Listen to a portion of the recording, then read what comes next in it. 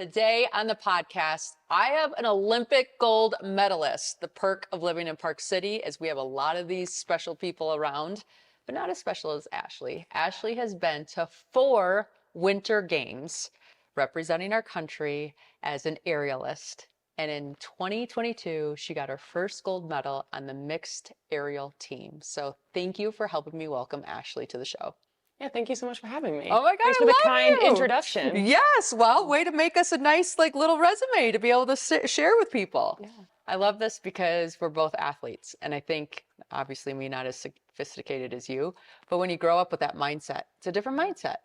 Yeah, definitely. And in Park City, you're right. You walk to the grocery store and you're like, Olympian, world champion, crazy biker, crazy marathoner. You're just like, we are embraced by this high performance culture. Oh, definitely. I remember when I first moved here and I signed up for the town 5K, and I'm used to really doing people awesome. running. And I'm, wait a minute, so like, what? It was hilarious. I'm like, okay, note to self, I am not as athletic as I thought I was. Yeah. It's fine. So you grew up in Virginia, started into sports, gymnastics particularly. And I think I read somewhere where at age 13, you were 5'7", and your mom said, hey, you're too tall to be a gymnast. Let's look for something else. Yeah, my mom's really led a lot of the decision making in my life, as all moms do, and you can probably appreciate that. But so my mom started me in gymnastics because I was jumping off of everything. She was like, you're gonna hurt yourself. And so she put me in mommy and me classes in gymnastics. My dad, on the opposite side, was like, I really love skiing. I'm going to teach you how to ski. So it's like kind of simultaneously doing both. And I think after like too many gymnastics meets and I was too tall, like they didn't want to go to anymore. I think. I get that so as they're a like, okay, parent. maybe we try some other sports. We watched aerials on the TV. And my mom was like, well, you're a really good gymnast. You can flip and you love skiing. That's exactly what freestyle skiing is. Let's send you off to a camp. And my dad like immediately volunteered. He's like, I will take her. And that's kind of how the journey started. So you went to a 1-week camp and then you fell in love with it, or? Actually, no, not entirely. So I went to Whistler Blackcombs. There's a glacier there where a lot of the young athletes that are top level and a lot of like World Cup level athletes go to train in summertime. These are the top 13, 14, 15-year-olds in the world. And you did like a backflip or something in front of them right away? This first trip, I just cried. Oh, you cried? I cried and I was like, what am I doing here? These kids are amazing. There was an Olympic athlete who was one of the coaches at the time. And they sat me down and they're like, Ashley, like, I feel really bad that you got like thrown into the deep end on this. I promise you, this is not exactly your sport. You need to do aerials, not mogul skiing. Please try again. I was like, okay, how often does an Olympic athlete tell you just like, hey, try one more time? That gives me like goosebumps. Yeah. So then I went to Lake Placid, New York, where they have a training facility similar to the one here at the Olympic Park, where you jump into a pool. Okay. I did my first backflips there with the entire U.S. national team. Aerials is so niche that if you have a young athlete who is acrobatically talented and a skier and they're really into it, you get access to top level athletes pretty quickly because it's so small. The rest is history. I moved away from home at 13. I love this because when you went at 13, you're like, okay, if I want to do this, I need to do this here. So obviously your parents knew like my kid's pretty athletic. Yeah, and I was pretty headstrong and determined, and I was like, I'm gonna do this. And you kind of said, if I'm not okay with this, I'm okay to come home. And your family was super supportive of having that door open. And I think that transcended my whole life is that mentality. My mom kind of instilled, if you fail at something, like we're here to catch you, you can try these things and seize these opportunities. They don't all have to work out. Actually, better, don't like force things. Like if you really don't like this, you tried it. We know you tried your hardest to like this. If you don't like it, come back. That moment was really pivotal in my life. I remember standing at the front door, like I was going to fly away and packed up my bags, started online school, quit gymnastics. And I was like, no, I want to bail. My mom said, listen, you could literally come home in a couple weeks if you really hate it. She goes, but I know you're not gonna. Did your younger sisters follow in suit? No, my younger sister is a really good skier. The middle one was not into it. Interested in athletics at all. And I have a younger brother who came when I was 12 years old. He got a full ride to Northwestern for tennis, and that's where he's training right now. Wow. Okay, so athletics are in the family. My dad was a very great athlete. When I moved to Park City, I put my kids in ski programs, right? And I was that typical parent, like, my kid's gonna be amazing. 99.9% of them are not gonna be amazing. No. I was not skilled enough to teach anything to anybody. I was still learning myself. but I could do the mindset or the mental piece. Some kids are just wired different. You're like, okay, that kid has potential because of how he looks at this. My kid is going down the race course waving like I'm in a parade. Hi, do you see me? You know, he just didn't have that fire. Yeah. So you had that fire. It's not for everyone. No, it's not. And that's okay. Okay, so you went to live away school to do this sport at 13. And at 16, you were in your first Olympics. Yeah, walking into opening ceremonies in Vancouver. Wow. What was that like? Do you remember? It's crazy because like I've always wanted to go to the Olympics. Since I could write, I've been like saying I want to be an Olympian. I always thought it was gymnastics, but that didn't work out. I made the Olympic team. Yeah. And I remember my coach came to me and said, hey, Ashley, you made the Olympic team. And I couldn't process it. I went and I played knockout with my team. Okay. Like basketball, hanging out. They were super excited. My coach comes back to me a couple hours later. He goes, have you called your parents? Oh, yes. Like it didn't even feel real. Like it wasn't a real thing that happened until I walked into opening ceremonies. It did not feel like I had made the Olympic team. That was the moment where I was like, wow, I'm part of something incredible and I've done it. When did you move to Park City? When I was 18. So old enough to really be on your own. They cook for you, clean for you. You don't need a car. You're in a dormitory situation, whereas out here, they don't really have that as much. So that facility was better for me. And my coach was living there at the time, so. Did you have to switch coaches when you moved here? Yeah, I did. You need different coaches in life in different stages so you can learn more from them. You can graduate out of a coach just like you can graduate out of a teacher. You learn what you can from them and then you need to move on and kind of learn from other people. So I think a dynamic where you do have multiple coaches was helpful for me. Oh, I believe it. Okay, so moved out here at 18. When you did the Olympic Games at 16, what was your trick? I was doing triple twisting, double backflips. You were already at that age? I thought that took a while for people to work up to. This sport was perfect for me. My You were mom built knew. for it. I was like, it's hard to say, oh, I was built for this sport, but I just had the right level of acrobatic talent, ski talent, strength, daring, Body awareness. ability to handle fear, and enthusiasm for doing a little bit crazy. So I was able to be doing triple twisting, double backflips by that age. Look, it's a tongue twister to even say Triple twist, twisting. triple twist. Oh my gosh. Okay, so that age you were doing that. Yeah. When I was listening to a couple other interviews that you did, which I thought was awesome, is sometimes when people are in competition, they'll do a lesser skill because they'll be able to land it and they'll know that they'll get a first. But you always kept that mindset of like, yeah, I want to do well in this competition, but I'm here for the Olympics. I'm here for the big thing. So even if I could win with this lesser skill, that's not going to help me in my long game. So I'm going to do my harder skill, maybe not get first, maybe get last because you don't land it or whatever. And that's been your mentality.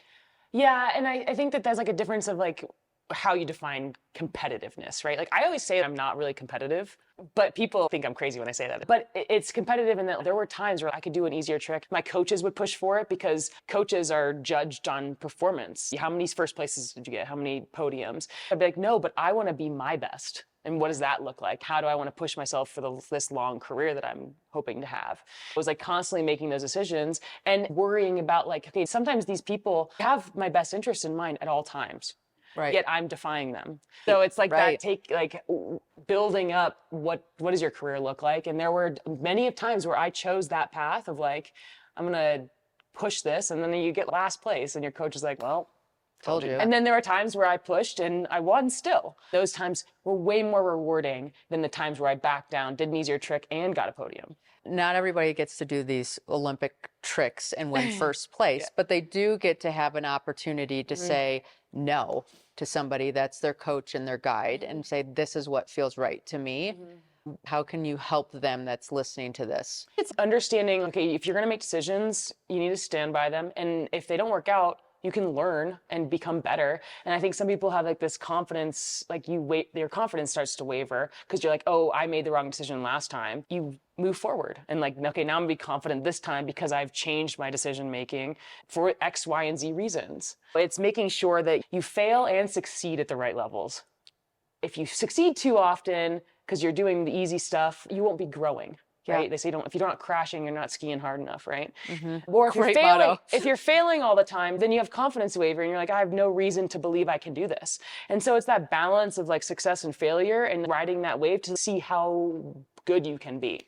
I've always been like, okay, if it doesn't work out, like same mentality my mom had. If it doesn't work out, you try something different. Yeah. And that's okay. I think that's awesome. And I think it's awesome to be self-aware enough to be, today I can push it. And if I fail, I'm okay. And today I don't want to push it because I need that confidence piece. So I'm going to do something that I know I can land and then I'm going to go forward. But to look somebody in the eye and be like, yeah, you were right that time and I messed up. And be okay with that. It's hard to do, but also respectful. Like if you're with a coach or a loved one, like those are growing moments. Yeah, that is kind of nice that the time you were competing, there wasn't a ton of Just social like the media. beginning of it. So you have the ability to talk back to your coach, which means you have a very strong mutual respect with each other of to course. begin with. Yeah. And what do you attribute that to? I think if you respect your coach, like they're knowledgeable. Yep. And they respect how you train. That's how it is. We obviously both want the same thing at the end of the day, to have the best success. When I say I'm working hard and you see I'm working hard and I want this and I'm doing all the things required to be a top level athlete, your coach respects you. Like, hey, I know you did all these things right. And so I respect that decision because we're doing this together and we're trying to grow. It definitely takes time and people aren't perfect. Olympic coaches aren't perfect. Olympic athletes aren't perfect. You have to blend that dynamic. Listen to them, translate what they're saying into your own language, communicate effectively so they can hear you. It's all a lesson in communication. No, I like that. One of the things I noticed when I was studying you is you're so Studying fascinating. I was studying you. Does it feel creepy? You're like, this is why I don't do social No, media. I mean, I nitpick apart my whole life, so it's pretty normal. You would go to your coach, right? And you would be scared. And then the minute you turned, then you're like, I don't have any space for fear. So I'm going to go and do this thing. How do you use that mindset today? Everyone has emotion, right? And those emotions are telling you something. Why are you afraid? If you can boil that down, like, these are the reasons why I'm afraid. These are the reasons why I shouldn't be afraid. Okay, is this fear helping me? Let's get rid of it. And nowadays it's like, okay, is this sadness helping me right now? Or is this frustration? Usually anger, frustration, those are the two ones that are the easiest. Is like, you're angry right now. Why? And is it helping? Yeah. If it's not helping me at all, I guess I should Let it just go. let it go. And that's the biggest help these days. Is having that ability to question it, not just allow it to be at the table. Be like, you know what? You don't really belong at this table right now because you're not helping me. So please leave and I'm going to carry on. Yeah, stress too. If you're overwhelmed and stressed, it's like, okay, this isn't helping. What are the things I can do to tackle this? And you start doing things. And all of a sudden the stress goes away, or you just chip away at things slowly. A bias action, right? Once you start going towards it, then you start taking one little step, it breaks it down. It's like a tangible, like you bite it apart, right? And it becomes something real. Whereas when you're super overwhelmed, you're like, I can't do any of this. And then once you start doing those things, you're like, oh, I can get to the end of this.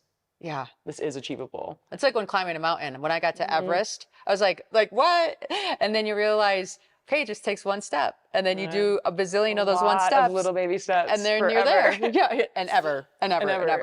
So when you, one of the things I've read about as aerialists, you can do everything perfect and a gust of wind can come. Oh yeah, I know that all too well. And throw you off. Yep.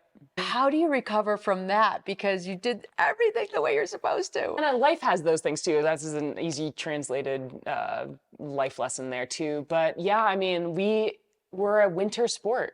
Outdoor winter sport. And so we are subject to weather conditions for the benefit and the detriment sometimes. Sometimes you get the benefit of the wind. Yeah. And sometimes you get the detriment of the wind. That's how I deal with that one. Sometimes this wind has knocked me out in certain scenarios, and then I don't remember the times where the wind all helped me. You forget about it. Oh, it was just me that did that. That was bad. Hey, the wind helped you a couple of those jumps and you won because of the wind. Sometimes you have to reflect like, okay, you know, this happened this time, but it doesn't happen all the time. And there is some luck of the draw there. What is it like being with teammates that you're competing against?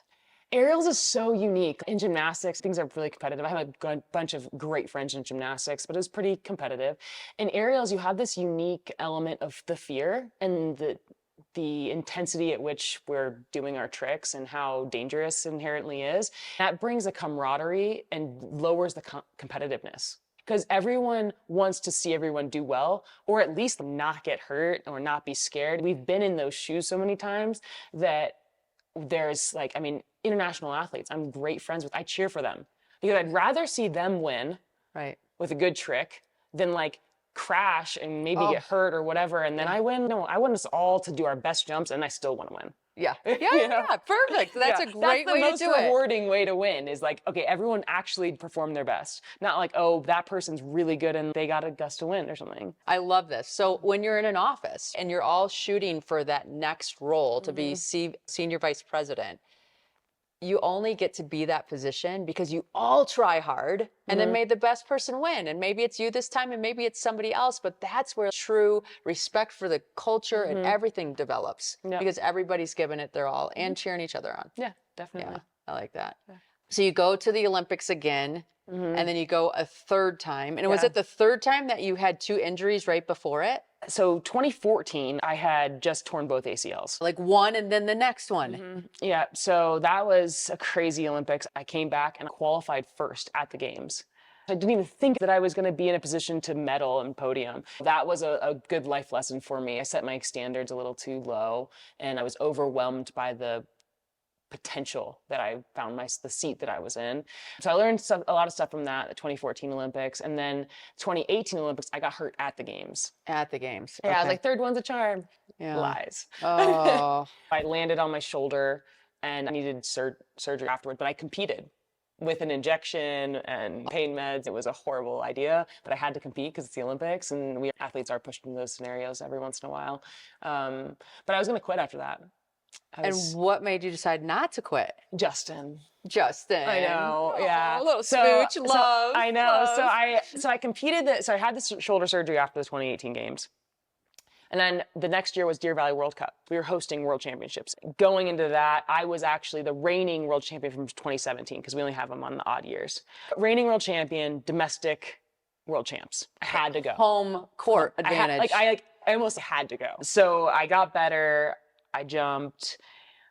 I didn't do that well. I think I got like 5th. A sport where you get 5th and you're like, it doesn't even count. Doesn't even count. I don't even remember. It could have been 6th, 4th. I don't even know. I didn't podium. And I was like, I don't even really want to do this anymore. My shoulder hurts. I pushed super hard to get my shoulder ready. It wasn't ready really to be competing at that level. And I went to like one more World Cup. We flew to Moscow the next week and I was like, I don't want to do this anymore. I'm done. Third Olympics didn't work. I tried my hardest. Justin at the time had just started training and he had this love and passion for the sport. He was having so much fun. And I was like, it's contagious. That's what I had that love and that passion. I was always having fun, throwing snowballs at people and just enjoying it. And I saw that and I was like, wow, I should try and see if I still have that fun and just have fun. That was intoxicating and we started dating and I was like, okay, I'll stick around. I like that though. Enthusiasm is such a powerful emotion. And we can get so serious about things and make things hard and miserable when we learn to give ourselves that space to be like, wait, there's another option. You are going to be a top performer or at least at your level, whatever that is. You're going to be your best if you're at least having fun. I agree. So you were the first woman to bring in, we're not even going to talk about the massive trick yet, the triple back something, right? Like you were the first one to land. So I was the first. So Nikki Stone won the Olympics in 1998 and was doing triples then, but that's 98. Since then, there had been no girls competing triples for the United States until I competed them in 2013. Okay. So huge gap. Huge gap. So I started doing them and actually last season, so I started doing them in 2013. Yep. Last season was the next 2023. gap. Okay. 10 There years. was a new girl from the US doing triples. No way. That's how long it took. I don't think a 5'7" is very tall. Is there an advantage to being shorter so that you can do the rotations faster? Yeah, there is. You don't want to be too short. The body length looks good and you want to be strong and you want to be able to hit the jumps. Like the jumps are made for like certain sized human. Like that's why really little kids can't do it. You want to be an adult size. But if you get too tall, it does make the entire sport a little bit more challenging. So when did you decide like I'm doing the daddy trick? Aerials is interesting because it's like just a progression. You do one flip, add a twist, 2 flips, add twist, twist, twist, 3 flips, twist, twist, twist. You kind of just keep growing, right? And so when I was pretty young, I was way better than all the boys. I was way better than my 16-year-old counterparts. Okay. And I was like, okay, there's this like bigger gap at the higher levels where women and men, there's this gap. And I'm like, okay, well, if I don't have a gap now and I keep pushing as hard as I can, the gap will never be there. That didn't really work out for me. I got hurt a bunch of times. Boys are physiologically different. No matter how many back squats I do, Justin just rolls out of bed and does a heavier back squat. But I was like, okay, I'm just gonna keep pushing myself as hard as I can. And what does that look like? I don't know what those goals would be like. So I just you do triples, and then I was adding twists, and I had a twist. And then I was like, gonna add a twist, and then all of a sudden I was doing a trick that had never been done before by any woman. I know. I was the first woman to land the full double, full. Yeah. In World Championships in 2017, I won that event. Oh, Since then, there still has not been a woman that has landed it besides me. Wow, that's amazing. Yeah. How does that feel? It feels good, but also I'm like egging people on. You're like, come on, somebody girls. come do it. It's fun. It's rewarding. I want to see someone else do it. I'm so happy about the girls in the U.S. team doing triples. I'm like, yes, finally. The idea was not for just me to do this alone. It was like, let's all push this sport. And I want to have people around me too. And so it feels really cool. These girls are like, yeah, I saw Ashley do it. I was like, I can do it. Like, now they're doing it. I so agree that proximity is power. And then you'll start rising to the level and see that happen. The fourth Olympics was your charm, right? Yeah. The fourth Olympics, you got the gold medal. Yep. Did you know after your jump that you guys were going to get it? It's funny. We woke up and we knew. Because we trained a couple of days before. Justin, Chris, and I have the highest DD. We had one twist more than the Chinese team because of me. So we knew that we were going in with the highest DD. The Chinese team had the historic accolades. They had won more events as a team than we had because Chris and Justin are pretty young. So we went in just like, we trained and obviously winning. Oh. Like we were walking around, we were like, we're gonna win this. Like we are crushing it. I didn't fall on a jump. I drug hands on one of the comp jumps the whole time, which is unheard of. I didn't tell anyone because I got nervous that I was gonna fall. Right. We woke up that day and Chris is like pacing and freaking out, and Justin's freaking out. I'm obviously warming up because I'm an athlete, and they're just those men. I don't know. They just can roll out of bed and do quint twists. But we have like our team is like we like to have fun, and so that moment we were all so stressed. Oh. And we're like, this isn't us. Yeah. So Chris cracked a joke. He goes, you know what's really embarrassing? And I was like, what? He goes, it's so embarrassing. We're gonna beat China in their own country. We knew he was kind of joking, Right. but also trying to alleviate the situation, make something funny, like, because obviously we're a very intense situation. And so the whole day we were hoping that that's true, but we just kept saying that we're going to beat them. Oh, man, it's so rough. Sorry for And we those just guys. like kept that going, and Yeah. it helped. It alleviated stress. I mean, that was the goal. That's why he said it. He didn't know. I mean, China's like, we love those guys too. The Chinese team is incredible. Athletes have an inherent level of confidence that you have to have like that. So we kept that the whole day. And we're like, we're going to win. Oh my gosh. It's just so obvious. They should just hand us the medals now. And we like landed in one and we were like, oh my gosh, it actually happened. I could only imagine. Yeah. No, but that's such a good lesson, and saying like, okay, here's my team. Here's what we need to change the energy. I'm going to do it. And then we're going to be playful with it. And then that's how you win. And, and then if you didn't win, it was still more fun than what the other thing would have been. Yep, exactly. So you get the gold medal, and like, I know from climbing mountains, you get to the top and you come down and there's a little bit of a crash of emotion. Yeah, post-Olympic depression is well known in the Olympic community. Everyone knows about it. You think it's kind of a joke. With your first Olympics, you're like, well, that's not real. People are crazy. They just went to the Olympics. And then it's just like such a high, and you've like built your whole life around something, and then it's over and you're like, what do I do? So my first couple of Olympics, it was like a month.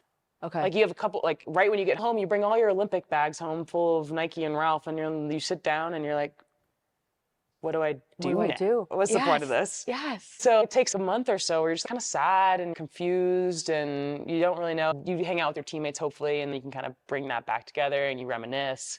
Beijing was a little different because we were partying a lot. You're going to events and running around like crazy people. Chris, Justin, and I are together all the time. The Olympic depression came like 6 months after. Oh. Where you're like, now what do I do with my life? Because we had so much to do still. Right. And then you come home and you're like, okay, well, yeah, now what? The Olympics were in 2022. You're still training. So what are you thinking? So right after the Olympics, we did our fun stuff, and then my dad got sick. I took some time to spend with him, and I was really happy I did that. That kind of changed my perspective too. I was like, what's the purpose of life, and what do I want to do now? I've pushed everything I can into sport, but I still really love it, and I'm still good at it. So it has been a perplexing time to say, hey, when do you want to be done? What legacy do you want to leave on the sport? Are you still having fun? There's so many things to grapple with. A lot of it's like the goal setting, where it gets really confusing of like, what's next? If you've won the Olympics and that's your goal, what's the point now? For me, I found like, I do want to leave a legacy. It's so cool to see these girls doing triples. I want to leave that legacy, or like having so much fun. I still want that to be like, leave that on the sport. Yeah, because this is an even year. So there's not really any big super competitions, right? Summer games, we get to watch that, and I'm like watching, and I'm like, oh my goodness, I remember how stressed I was in this like 3 weeks leading up, 2 weeks leading up. But then we have World Championships next year. But you could go to those still, right? Like if you decide you want to. Yeah, I can So you're still staying trained, so you have the option right now. Yep. I took last season off entirely and froze my points to give myself time. And I'm also working full time. Tell us a little bit about what you do. I'm working for a private equity firm down in Salt Lake. Does real estate investing. Okay. Which is awesome because I got my undergrad. I did a lot of education on the side of sport. I got an undergrad in finance. I got 2 master's degrees. Here's my perspective on that is that, so I did my undergrad and I got that done. Sport is so hard on you. You have more time because you're not always training. I wanted to use that time productively. It allows you to win in different areas of your life. So like I was doing really bad in sport, I'd go like get an A on a paper or vice versa. It helps to blend your life out a little bit. So not everything is in one basket. Okay, that's a huge lesson to everybody that's listening, right? So we have an Olympic athlete that knows that not every day is going to be a win in the sport. So what other things in your life can you get a win in to feel balanced? And that's a motivation tactic I try and use all the time. Where can I win right now? Is it super little, like organizing the shoes in my closet? Or is it like making a huge new goal to do a new trick? Like you have to balance those things out, like what's achievable right now. So what do you do for the firm? I'm on their capital markets team. So capital raising and investor relations and stuff. Yeah. Oh, how fun. Okay, so that gives you something. And recently, we're allowed to say you got engaged. Got engaged to Justin. No. So there's a cute love story of the Olympic team. It's funny, it was like right around Valentine's Day too. And so like, there was a couple stories on Justin and I. And so now you've got like 2 Olympic gold medalists like getting married and like, Is he competing still? Yeah, he's competing still. And then so is Chris. We haven't made wedding plans, but we've thought a lot about having Chris marry us. All 3 of us up there. It was so cute. So I've known Chris since he was 7 years old. I'm really close to their family. Justin and Chris are like best friends. Oh my gosh, that's so fun. Do you have dates planned yet or not yet? No. We never talked about marriage before he popped the question. Are you serious? Yeah. Good for him, Justin. I was like, Justin, why now? We were together for 5 years. And he's like, I was tired of being called your boyfriend. Good for him. We'll give him that title. And you do speeches, right? And what do you normally talk about? You know, motivation. I love women's empowerment, resiliency, teamwork. A lot of people like to talk about, because aerials is an individual sport and has been for a long time. And then they brought in this team element. And so, I mean, that's like corporate America to a T, is like, you are by yourself, but we're going to throw you on a team and you need to win, but your team needs to win too. And how do you balance those of emotion going on when you want to be your best, but you also have to win with a team and deal with different emotions? What's one tip that you share with people in your speeches on that? You can be the person that's lifting the team up, or you can be the person that's not. Truth. At the end of the day, like, do you want to be adding or do you want to be like chilling out? Nothing. But also like knowing that other teammates don't always approach things like you do. I know what works for me, and it's so different than what works for Chris. And I change myself to help Chris. Really? What I would want him to say to me is not what he wants me to say to him. It's like the love languages, right? Like we have to learn what your language is. Exactly. And just because I need this doesn't mean that's what I should give you, because that's not the language you receive. That's what a good coach does too. And a good athlete, when you're learning any relationship, you need to understand how to translate between each other and like, hey, what does this person need? And like, just because I think that he needs me to be serious or be funny or whatever, doesn't mean I'm right. I need to do what he needs. On teams, I think that's important, because so many people were like, this is how I do it and this is how everybody should do it. And you're like, no. There's a million formulas to success to find the one that works for you. Yeah.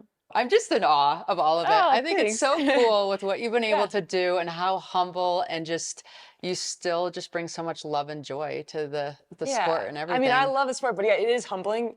I crash on my face on national television and international television. So there's nothing more humbling than that. I go skiing with people and they're like, oh, I'm so embarrassed. Like, what if I crash? And I'm like millions of people have seen me crash. Like, you're going to be fine. I know you kind of consider yourself as the mom to the team.